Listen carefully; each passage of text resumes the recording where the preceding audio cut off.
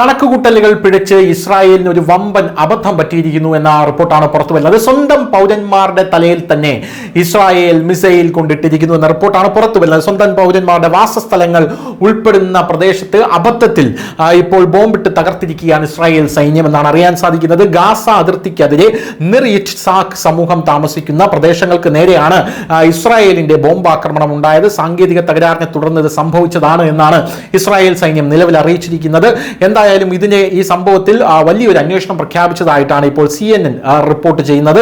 ഗാസയെ ലക്ഷ്യമിട്ട് തിരിച്ച യുദ്ധവിമാനങ്ങളിലൊന്ന് അബദ്ധത്തിൽ നിർ ഇറ്റ്സാക്കിലെ തുറസ്സായ സ്ഥലത്ത് ബോംബ് വർഷിച്ചു പോയെന്നാണ് ഇസ്രായേൽ സൈന്യം പ്രസ്താവനയിലൂടെ അറിയിച്ചത് എന്നാണ് CNN റിപ്പോർട്ടിൽ പറയുന്നത്. അതേസമയം ഏത് ബോംബറാണ് അവിടെ ഈ വലിയ രീതിയിൽ ആക്രമണം നടത്തിയത് എന്നുള്ള കാര്യത്തിൽ ഇതുവരെ യാതൊരു വിവരവും സ്ഥിരീകരണവും പുറത്തു വന്നിട്ടില്ല.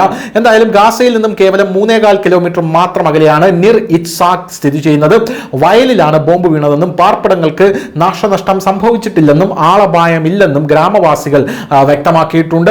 ബോംബ് പതിച്ചതിനെ തുടർന്ന് ജനങ്ങൾ തന്നെ സൈന്യത്തെ വിവരമറിയിക്കുകയായിരുന്നു. 550 താമസക്കാരാണ് ഈ പ്രദേശത്തുള്ളതെന്നാണ് ഇസ്രായേലിന്റെ ഔദ്യോഗികമായിട്ടുള്ള കണക്ക്. 2023 ഒക്ടോബറിൽ ഹമാസിന്റെ മിന്നൽ ആക്രമണം ഉണ്ടായ പ്രദേശങ്ങളിൽ ഒന്നുകൂടെയാണ് ഈ നിർ ഇറ്റ്സാക്ക് എന്ന് പറയുന്ന ഈ പ്രദേശം. ഇതാദ്യമായല്ല ഇസ്രായേൽ സ്വന്തം ജനങ്ങൾക്ക് മേൽ ബോംബിടുന്നത്. 2023 മെയ്യിൽ യാറ്റഡ് എന്ന സ്ഥലത്ത് ഇസ്രായേലി യുദ്ധവിമാനം സമാനമായി തന്നെ ബോംബിട്ടിരുന്നു.